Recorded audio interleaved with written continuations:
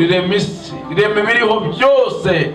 Igihe wavugaga ngo ibimera bibeho bikabaho, ibigenza amaguru ane, ibigenza abiri n'ibikururuka, Mana ijambo ryawe ryatumye ibyo tubona byose bibaho. Yafashe icyemezo nyuma yo kwisuzuma, nyuma yo kwisubiraho, hari no gufata icyemezo. Ukwiye kugaruka mu rugo kuko Imana iragushaka ngo umwana atera se, ngo ndetse ngo n'igishyika mugira ngo ntabwo gituma se. Rero mu mwuga wacu wo mu buzima, iyo utinze umuntu ashobora gupfa kubera ko watinze, ariko mu by'ukuri ubangutse umuntu akaba atapfa.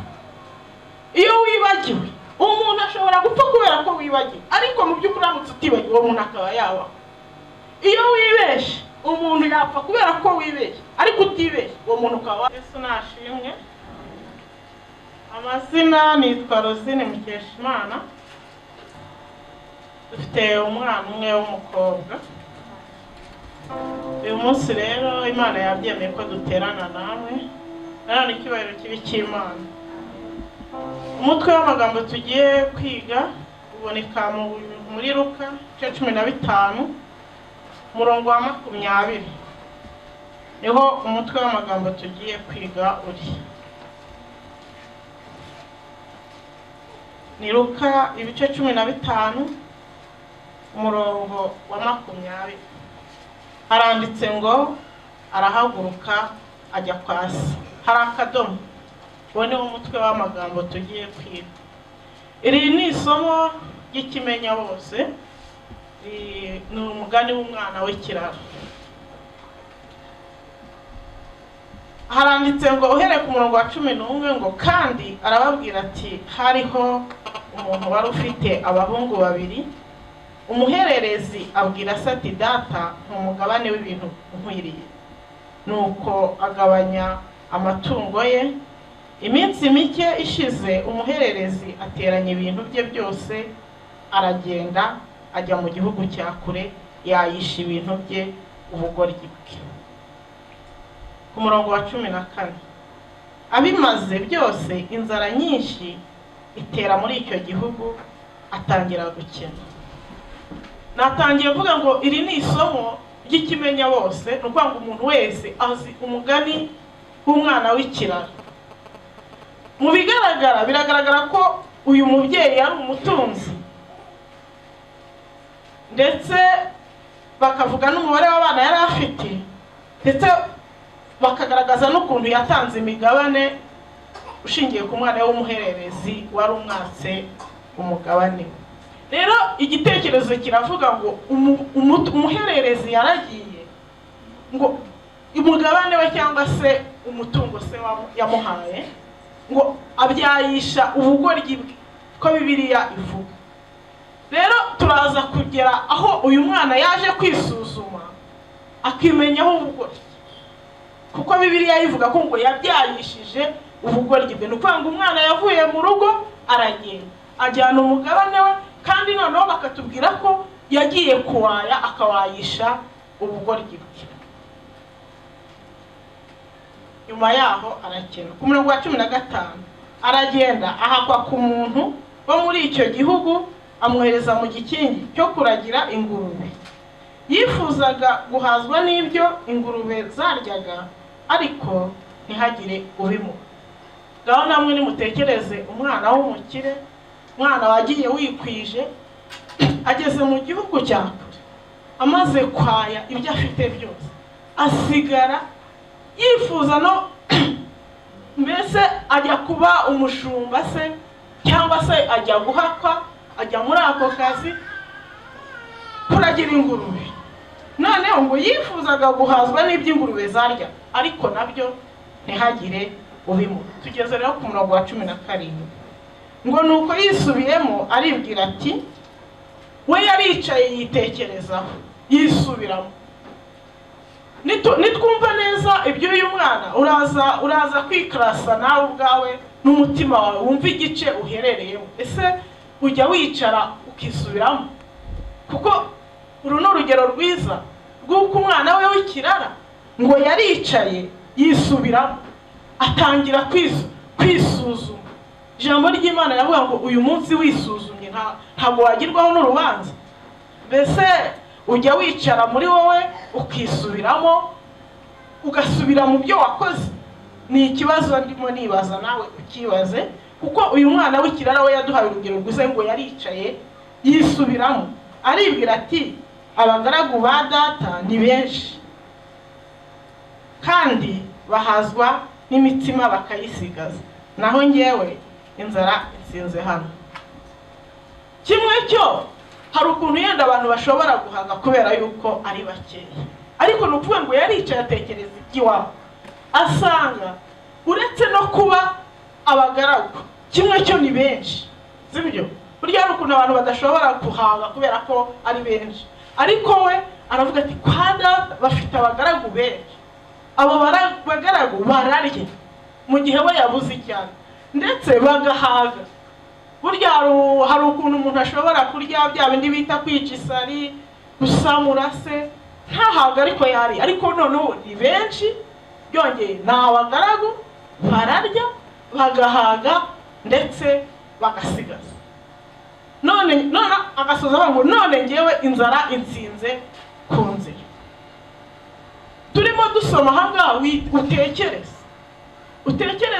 utekereze mu rugo, ndavuga mu rugo kwa data cyangwa se utekereze ku Mana, utekereze ibihari kandi nawe utekereze ibintu bikuruhije kugeza noneho nubwo inzara igutsinze ku nzira. Wowe ni ibiki bigutsinze ku nzira muri iyi minsi? Kandi mu rugo kwa data bigenze gute? Bihuzuye biga. Ibaze mu mutima wawe, ni igiki kigutsinze ku nzira? Hari ushobora kuba uri ahangaha ariko mu mutima wawe hari ibintu bikuruhije. Ushobora kuba uruhijwe n'urushako, nyamara muri ibyo yaravuze ngo muri Yesu birebe. Ushobora kuba uruhijwe n'urubyaro, ariko muri Yesu birebe. Shakisha ikintu muri wowe kumva kigutsinze ku nzira, wisubiremo, wisuzume, urebe ikintu kigutsinze ku nzira, kuko uyu mwana ni urugero rwiza rwo kumwigira. Ngewe nyumva rino somo najyaga numva ari inkuru ndetse nkagaya n'uyu mwana, kuko nabyigaga muri kategisimu muri katolike, kumwe abana biga kategisimu. Ariko icyo wataga nuko humvaga ko uyu mwana ari mubi, humvaga nta rugero wamufatiraho, humvaga nta kintu wamwigiraho. Nyamara nyuma yo gusoma no gusobanukirwa, nasanze uyu mwana w'ikirara ngomba kumwigiraho byinshi. Ni wisuzume, urebe ibintu bigutsinze ku nzira, wibuke ko mu rugo kwa data nta kintu kibuze, kuko Yesu aravuga ngo mwese abarushye n'abaremeye nimuze munsabe ndabaruhura. Ni ibiki bikuruhije wowe wabimenya, wibaze mu mutima wawe, ariko ufate icyemezo, kuko ku murongo wa 18 uyu mwana amaze kwisuzuma, kwisubiraho, kureba aho avuye, kureba aho ageze, kureba imibereho ariho, kureba uko kwase, yaravuze ngo reka mpaguruke njye kwa data. Amen. Yafashe icyemezo nyuma yo kwisuzuma, nyuma yo kwisubiraho, hari no gufata icyemezo. Reka mpaguruke njye kwa data mubwire nti data, nacumuye ku yo mu ijuru no mu maso yawe, ntibinkwiriye kwitwa umwana wawe mpaka mbe umugaragu wawe. Mbese uyu mwana yicishije bugufi, ibyo kuba umwana yabonye ko biri ku rwego rwo hejuru, ariko aca bugufi noneho yifuza no kuba umugaragu. Ku murongo wa 20 rero aravuga ngo arahaguruka ajya kwa se, ari wo mutwe w'icyigisho. Nuko ngo yafashe icyemezo agishyira no mu bikorwa. Noneho ukomeje aravuga ngo agituruka kure se aramubabarira. Nuko ngo agituruka kure, mu by'ukuri hari igihe ubona umuntu ari uko akwegereye, yaba akiri kure ukaba utamumenye, ariko wakwibaza uti ese kuki ise yahoraga areba mu nzira umwana we yanyuzemo agenda, ku buryo yahoraga arekerereje n'umwana yatunguka agituruka kure agahitamo. Birashoboka. Muri Bibiliya ntagatifu mu gitabo cyitwa Mwene Siraki aranditse ngo impungenge ngo umwana atera se, ngo ndetse ngo n'igishyika mugira ngo ntabwo gituma asinzi. Birashoboka ko kuva umwana yavamo ntabwo umubyeyi yigeze atuza, igishyika yamugiriraga ntabwo cyatumaga asinzi. niyo mpamvu yahoraga yitegereza inzira umwana we yanyuzemo agenda. Hari yaravugaga ati umwana wanjye azambera, yahoraga arota izo nzira.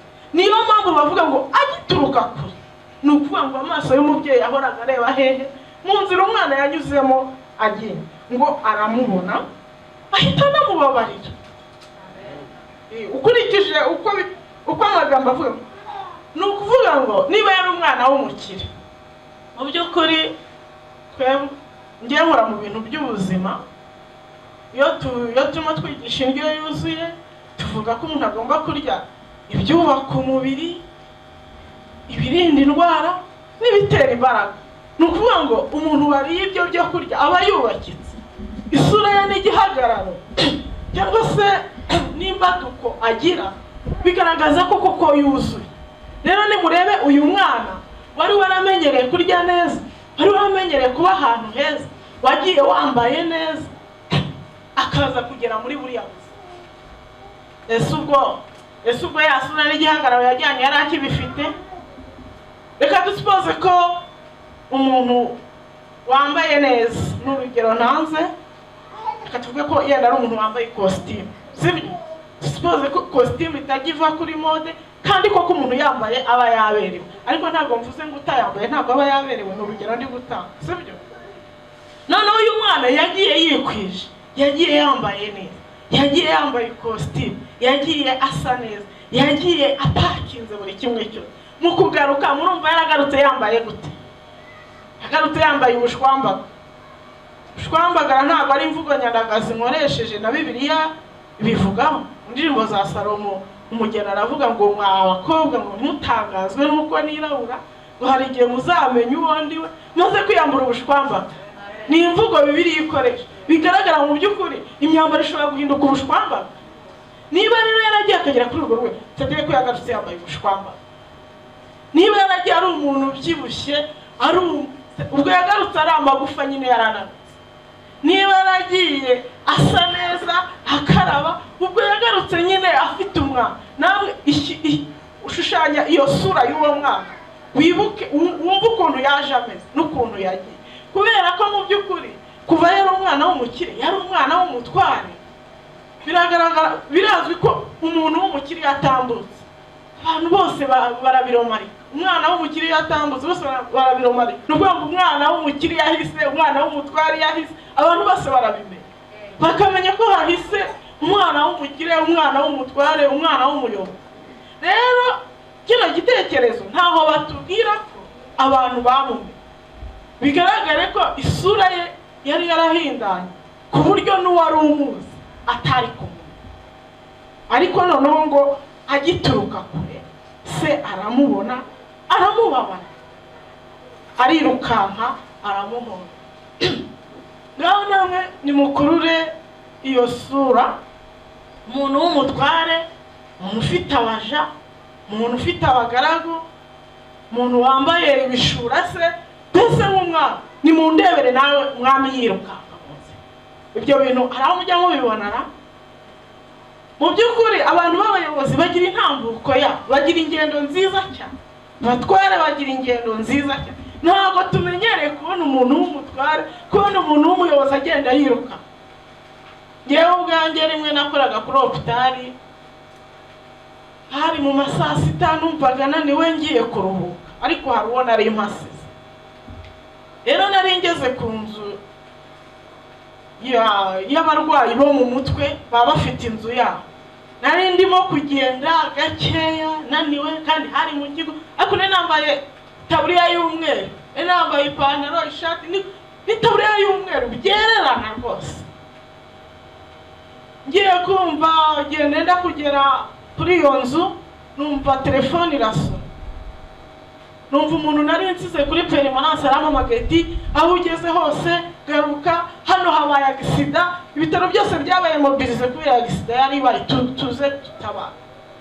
Rero mu mwuga wacu wo mu buzima, iyo utinze umuntu ashobora gupfa kubera ko watinze, ariko mu by'ukuri ubangutse uwo muntu akaba atapfa.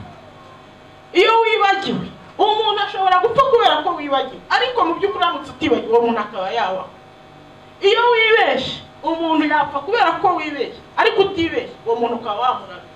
Rero muri icyo gihe nta kindi nari gukora uretse kwiruka. Nahise nsubira inyuma ndiruka, nagiye kumva numva abarwayi bo mu mutwe bavugirije ijwi ry'icyarimwe ati have muganga. Nta muganga wiruka kiraza. Ese niba muganga umuntu uciriritse nkana nemerewe kwiruka, mbese umutwe we yemerewe kwiruka? Ntabwo byemewe. Nuko rero hano baravuga ngo arirukanka, noneho ngo aramuhobera aramusoma. uwo mwana aramubwira ati data, nacumuye ku yo mu ijuru no mu maso yawe, ntibinkwiriye kwitwa umwana wawe.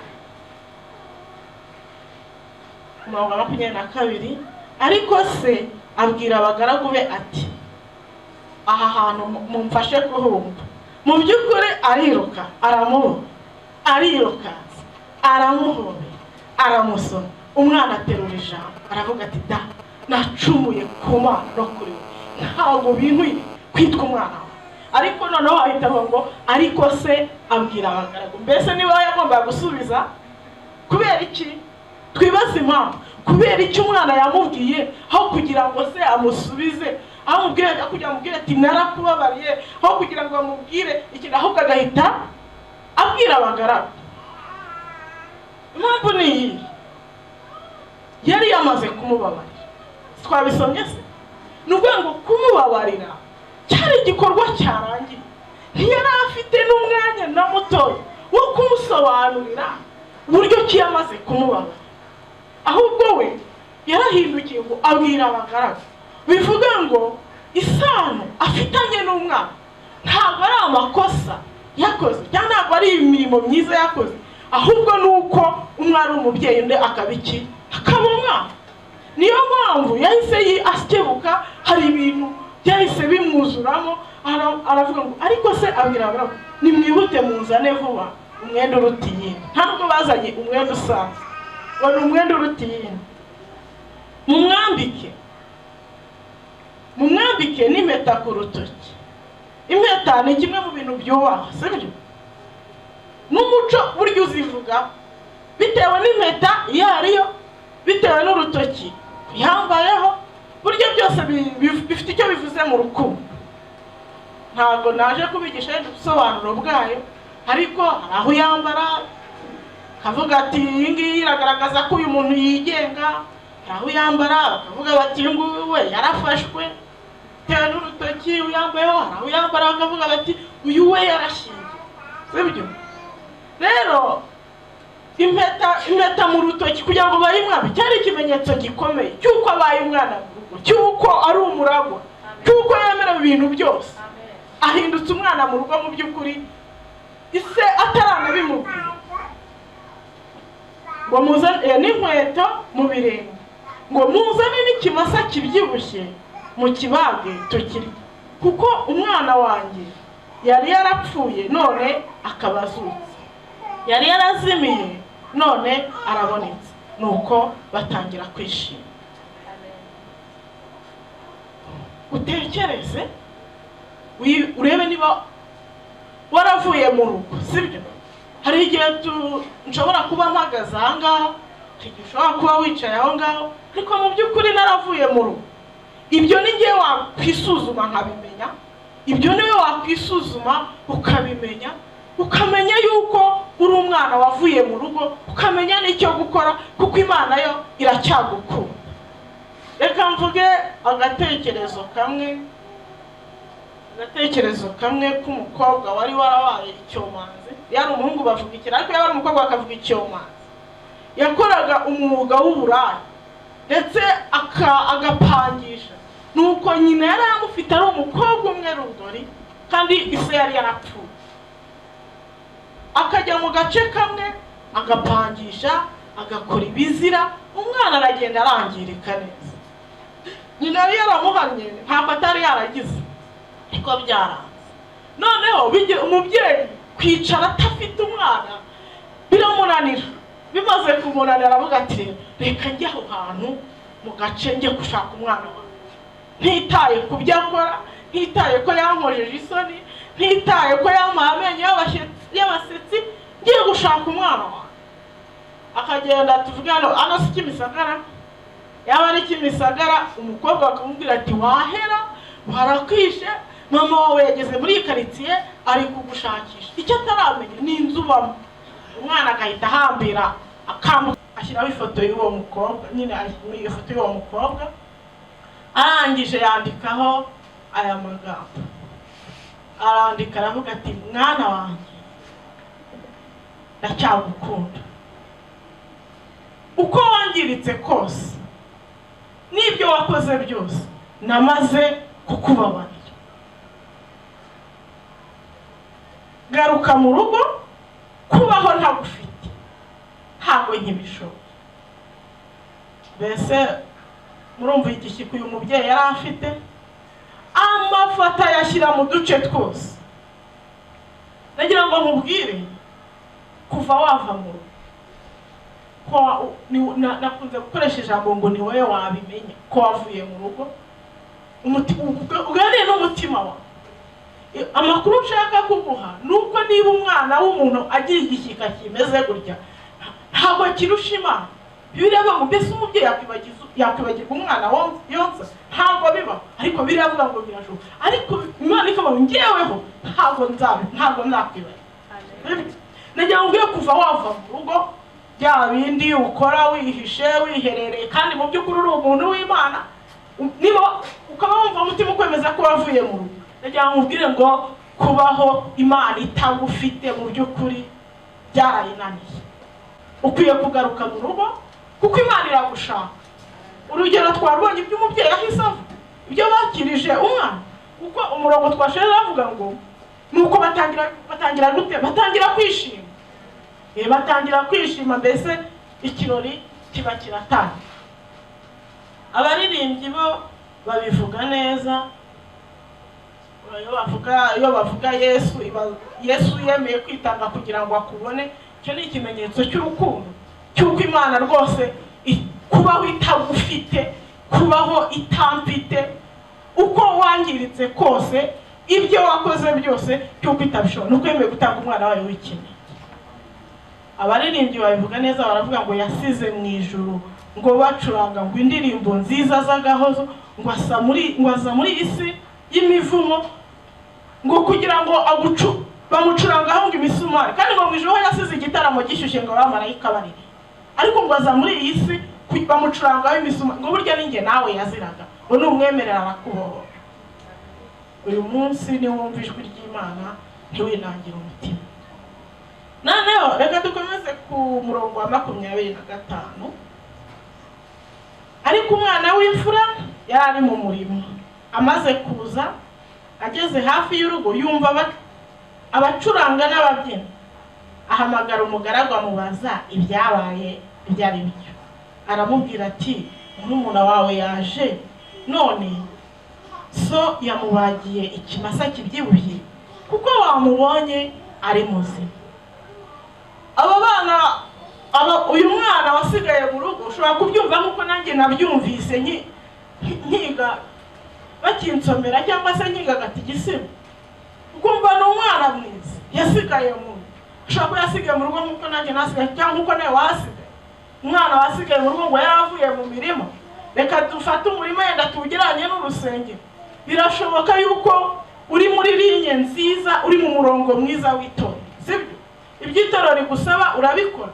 Niba ari amasengesho uritabira, niba ari ukuririmba uri umuririmba, niba ari cya 10 n'amaturo urabitanga, kandi rwose uraboneye mu mico no mu myifatire. Katusipoze kuri umwana wasigaye mu rugo, sibyo?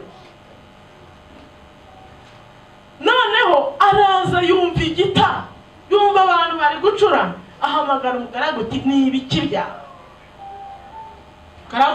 Umugaragu amuhama amakuru. Ku murongo wa 28, undi ararakara yanga kwinjira. Ngaho nimwumve imico y'umwana wasigaye mu rugo. So kuri umwana wasigaye mu rugo ariko ukiri umunyakamere, ararakara. Umwana wasigaye mu rugo yakoze ibisabwa, ariko nta rukundo agira, ntabwo akunda mweneza, nta rukundo afite, ndetse aranivumbura. yanga kwinjira. Uyu munsi njye nawe dukwiye kwisuzuma, waba uri umwana wavuye mu rugo ugafata icyemezo, waba uri umwana wasigaye mu rugo nabwo ukagira icyo uhinduka, kubera ko uyu mwana bigaragara ko nta rukundo yari yifitiye muri we. Kuba murumuna we yaragiye nta kintu byari bimubwiye. Birashoboka ko uri umwana wo mu rugo ariko ibizira bikorwa hanze cyangwa se aho uri kumva ntacyo bikubwiye, nyamara wakakwiye kugira uwo mutwaro yuko abantu bagenza gute bahinduka. Ni ukuvuga ngo umwana yaragiye ni umuvandimwe ntacyo bimubwiye. Uyu munsi dukwiye kwisuzuma tugasubira mu mico yacu, nubwo turi mu itorero duhagaze neza, se ibisabwa byose tugira, ese turacyagira urukundo, ese tugira impuhwe, ese tugira imbabazi, ese tubabazwa n'abaribo? Ibyo ni ibibazo umwana wasigaye mu rugo akwiriye kwibaza. Maze yego ku murongo wa 29, maze asubiza se ati, maze imyaka myinshi ngukorera, ntabwo nanze itegeko ryawe, ariko hari ubwo wigeze umpa n'agasekurume ngo nishimane n'inshuti zanjye. Aho namwe Pawulo yaravuze ngo nitumara gukora imirimo itegetswe n'amategeko ngo tujye tuvuga ko turi abakozi b'imburamumaro. Mbese uyu mwana yasigaye mu rugo, ese ibyo se atunze buriya azabiraga nde n'ibyandi, sibye? None arimo arifuza agasekurume mu mutungo wuzuye mu rugo. None ujya imbere y'Imana tekereza ku byo uyisaba. Imana irihagije, sibyo? Imana irihagije, ifite buri kimwe cyose ukeneye, nanjye buri kimwe cyose nkeneye Imana iragifite. Ariko se urakwiye kwivumbura kubera agasekuru, kubera ikintu kimwe runaka utari wabona, kubera ikimwe urakwiye kwivumbura. Uyu munsi wisuzume, nanjye nisuzume, kuko ushaka utari umwana wavuye mu rugo ko arasigaye mu rugo ariko ukabutekereza gutya, cyangwa se ukabuteye gutya. Yego nishimashite. Maze uyu mwana we yaza wamaze ibyawe abisambanisha, atangiye kubara inkuru z'ibintu atarahari. Umwana wasigaye mu rugo aca imanza, abisambanisha bari kumwe, yaramubonye se. Ibi birareba ngewe nawe, niba ujya wicara uciraho abantu witeka, niba ujya wicara ucira abantu imanza. Uri umwana wasigaye mu rugo koko nibyo, ariko hari ibintu ukwiye guhindura. Ngo akaba ari we ubagira ikimasa kibyibushye, nawe aramubwira ati, mwana wanjye turabana iteka kandi ibyanjye byose ni ibyawe. Ariko kwishima no kunezerwa biradukwiriye rwose, kuko murumuna wawe yari yarapfuye none arazutse, yari yarazimiye none arabonetse. Nagira ngo ufate igihe cyo kwitekerezaho, nanjye nitekerezeho mbere yuko dusoza. Hari indirimbo nifuje yuko turirimba, ariko shingiye ku gihe dufite reka gisome tuyivugeho gatoya, hanyuma buri wese icyo umutima we wamubwiye icyo kiraba ari ukuri, sibyo? Ntaguciriye urubanza, utanciriye urubanza, wisuzume nk'uko umwana w'ikiraro yisuzumye akimenyaho ubugore. Ni indirimbo y'156 mu gushimisha. Ndashaka kuvuga ku rukundo Yesu yadukunze, n'uburyo ki akidushaka, yaduharaniye aho twaba turi hose, n'uko twaba tumeze kose, Yesu aradushaka. Indirimbo y'156 mu gushimisha iravuga ngo ni nge Yesu witanze kera ku musaraba. Yesu yaritanze, ariko noneho avuga ngo mbitewe n'urukundo. Hari ikintu cyateye Yesu kwitanga, ntabwo ari ukwitanga kubera ko hari ikintu cyamuhata, ngo nabitewe n'urukundo ngo ngukize ibyaha byaha byanjye, bya bindi byose uzi n'ibyo utazi. Yesu yapfuye kubw'iyo mpamvu. Niyo mpamvu ukwiye kugaruka mu rugo, ibyo waba warakoze byose n'ibyo nawe narakoze byose, nkwiye kugaruka mu rugo kuko ibyaha byanjye Yesu yarabipfiriye. Ijambo riravuga ngo iminsi yo kujijwa Imana yarayirengagije ngo irangije itegeka abantu bose kwihana. Ni ukuvuga ngo bya bindi byose wabayemo, ibyo uzi cyangwa se waba utibuka, Yesu mu by'ukuri yarabipfiriye. Ngo mugenzi narakwitangiye, wanyituye iki wowe? Ni iki wakwitura Yesu? Mu by'ukuri urukundo rwiturwa urundi rukundo, sibyo? Niba Yesu yaragukunze, ukwiye nawe kumwitura urukundo. Kuko aravuga ngo mugenzi narakwitangiye, wanyituye iki wowe? Igitero cya kabiri cyavuga ngo naretse ubwiza bwanjye nari mfite mu ijuru. Ibyo ngibyo twabivuze aho igiye mu byahishuwe Yohana yereka intebe y'ubwami bw'Imana. Mu by'ukuri ntabwo Yesu yari akeneye ubusabane hano ku isi ku buryo mu ijuru ntabwo ufite buhagije. Yohana yeretswe intebe, abona ibizima bine, akavuga imiterere yabyo, avuga abakuru 24, avuga abamarayika bahora bahimbaza bose bikubita hasi ngo bajugunya amakamba ku birenge by'Imana bavuga ngo Mana urera urera urera. Mbese Yesu ntabwo aho yari hari heza, ntabwo ari hanejeje, hari hanejeje. Rero ngo naretse ubwiza bwanjye nari mfite mu ijuru, nsiga umucyo kwa Data za mu mwijima w'isi. Ngo naretse byose kurengera. Mbese waretse ikikuga? Ni ikibazo nibaza nawe ukibaza. Mbese hari ikintu waba wararetse ku bwa Yesu? Hari ikintu waba warigomwe ku bwa Yesu? Igice cya gatatu kiravuga ngo banyishe urupfu rubi biruta uko byavugwa. Mu by'ukuri ibyo twumva haba mu ndirimbo haba mu byanditswe, urupfu Yesu yapfuye biruta uko byavugwa. Ngo navushijwe amaraso kugira ngo utazapfa nabi nawe. Nakwihanganiye ibyo byose, wanyihanganiye iki? Ni ikibazo ukwiye kwibaza ukanasubiza. Mbese hari ibintu waba wihanganira kubera Yesu? We ko afite byinshi yakwihanganiye, nanjye ko afite byinshi yanyihanganiye. Ko yanyihanganiye ibyo byose, mbese ngewe ni iki nihanganiye ku bwa Yesu? Mbese wowe ni iki wihanganira ku bwa Yesu? Igice cya kane aravuga ngo navuye iwanjye mu bwami ngera aho uri mu isi mbi. Yohana nawe yarabyeretswe, nabyo yarabyeretswe. Mu bamarayika habuze ubumbura igitabo, muri bya bizima bine habuze ubumbura igitabo, mu bakuru 24 habuze ubumbura igitabo, mu isi no mu ijuru habuze umuntu ubumbura igitabo cyo gucungura umuntu. Yohana bibonye araturika, ararira, araboroga. Mbese yabonaga umuntu arimbutse birangiye. Ariko ngo marayika arazamuka baravuga ngo Yohana wirira, ngo dore intare yo mu muryango wa Yuda ngo aranesheje kugira ngo bumbure icyo gitabo. Yewe nawe twaracunguwe, Imana ishimwe. Ngo navuye iwanjye bwami ngera aho uri mu isi mbi, ntuzanira agakiza. Abandi yavuze ngo cyana shebuja bari basizoye ngo basirisimba bazi neza yuko turi bubasanga. Ariko Yesu anabo ngo nakuzaniye agakiza. Mbese Satani ngo ntiyamwaye ngo n'ubugingo budashira, ko nakugabiye impano ubwo kwigeze kuntura iki?